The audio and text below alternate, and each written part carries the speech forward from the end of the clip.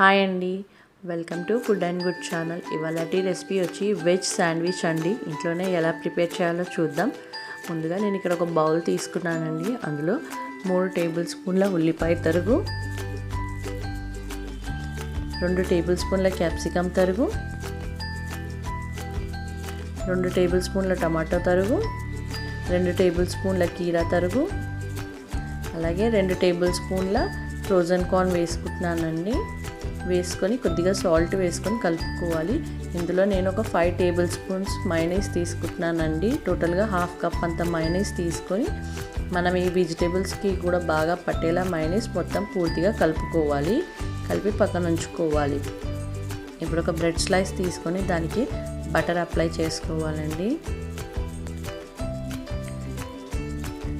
అలాగే గ్రీన్ చట్నీ అండి. Green chutney already మన ఛానల్లో పోస్ట్ చేశానండి. ఆ లింక్ అనేది మీకు డిస్క్రిప్షన్లో ఇస్తాను. గ్రీన్ చట్నీ కూడా వేసుకొని స్ప్రెడ్ చేసుకోవాలి. స్ప్రెడ్ చేసుకొని ఇప్పుడు ఏదైతే మనం రెడీ చేసి పక్కన ఉంచుకున్న మసాలా ఉందో ఆ మసాలా అంతా కూడా స్టఫ్ చేసుకోవాలి. స్టఫ్ చేసుకొని ఇంకొక బ్రెడ్ స్లైస్ తీసుకొని దానికి కూడా బటర్ అప్లై చేసుకోవాలి. బటర్ అప్లై చేసుకొని గ్రీన్ చట్నీ కూడా అప్లై చేసుకోవాలండి.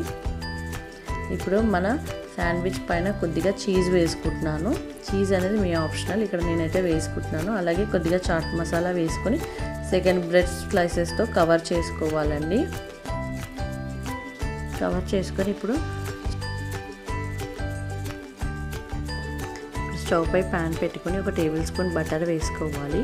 బటర్ అంతా కూడా కరిగిన తర్వాత మనం రెడీ చేసి పక్కన ఉంచుకున్న బ్రెడ్ శాండ్విచ్ అనేది తవా పైన పెట్టుకొని పైనుండి కొద్దిగా బటర్ అనేది అప్లై చేసుకోవాలి. అప్లై చేసుకొని స్టవ్ అనేది మీడియం ఫ్లేమ్లో పెట్టుకొని అటు ఇటు తిప్పుతూ మన బ్రెడ్ అనేది టోస్ట్ చేసుకోవాలండి.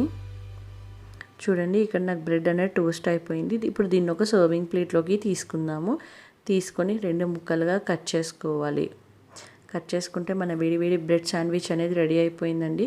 పిల్లలకు ఈవినింగ్ స్నాక్లా పెడితే డెఫినెట్లీగా లైక్ చేస్తారు. సో మీరు డెఫినెట్లీగా ట్రై చేయండి. మీకు ఈ వీడియో కనుక నచ్చినట్టయితే లైక్ చేయండి, షేర్ చేయండి, సబ్స్క్రైబ్ చేయండి.